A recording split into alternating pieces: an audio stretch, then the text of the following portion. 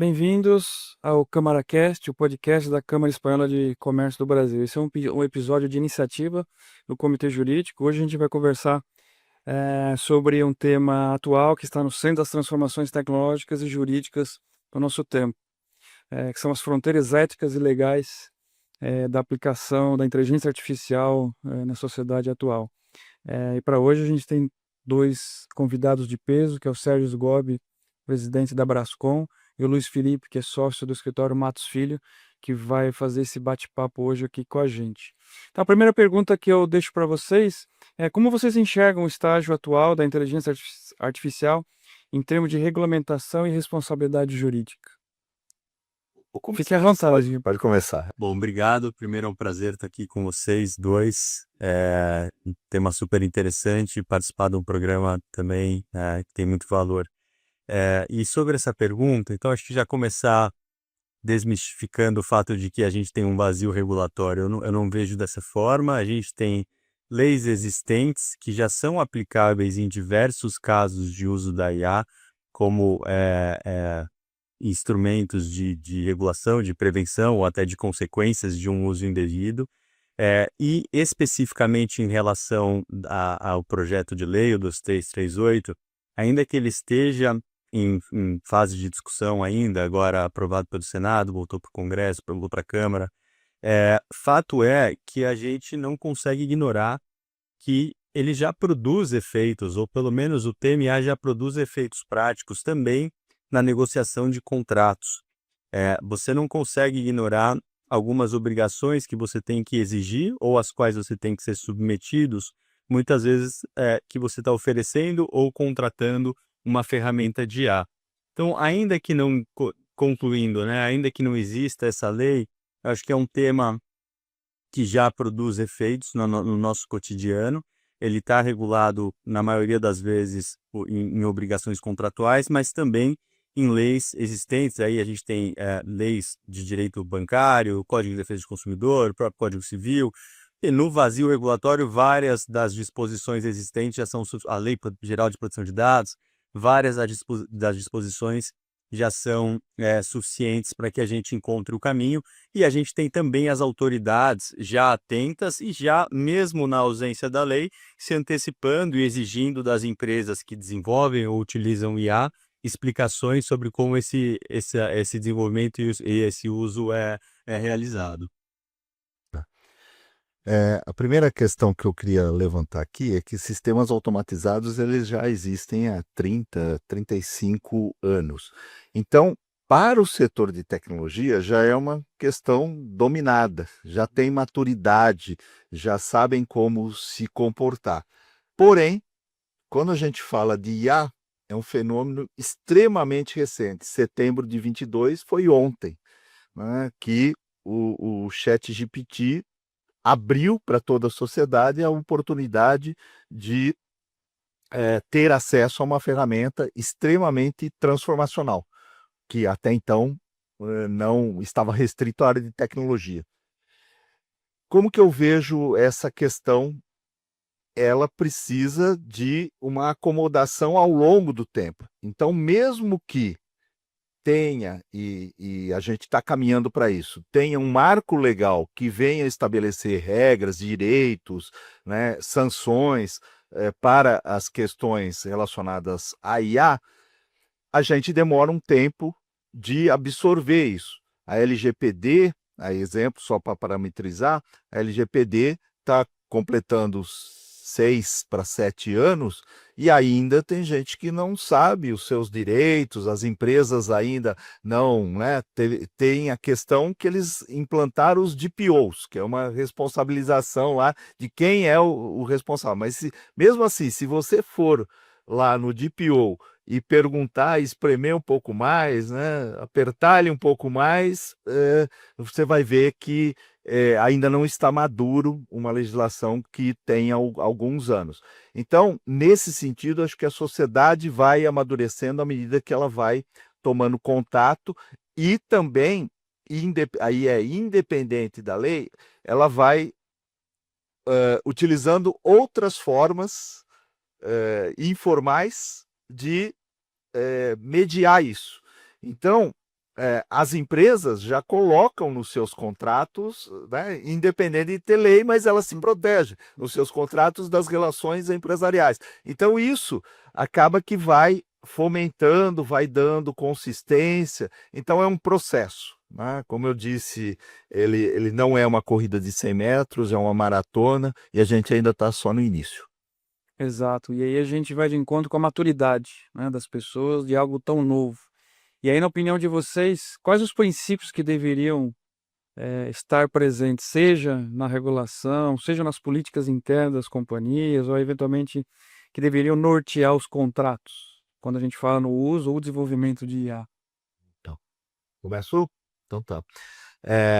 Primeiro uma questão de fomentar. Eu acho que tem tem uma oportunidade colocada, que é um território hoje dominado por algumas companhias, mas que tem muita oportunidade colocada aí. Então, a hora que você olha o estágio que a gente está e o que a gente pode fazer, a questão do fomento, com a disseminação, com a adoção dessa tecnologia por parte da sociedade, a gente pode trilhar por esse caminho. Esse é um caminho bom da gente trilhar.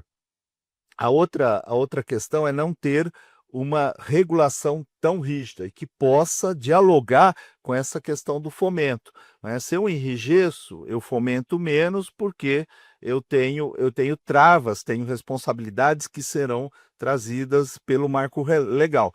Eu também não posso ir no outro extremo e não ter nada, porque tem os direitos individuais que têm que ser garantidos, respeitar Sim. esses direitos. E um terceiro princípio é a questão do diálogo aos marcos legais já existentes. Então, a gente tem Código de Defesa do Consumidor, Código Penal, Código Civil, que essas tecnologias irão impactar todos esses marcos legais e todos decorrentes disso. Então, a gente precisa olhar isso e integrar. O desafio não é trivial, não é fácil, mas é o caminho que a gente entende que pode ser percorrido. Ótimo.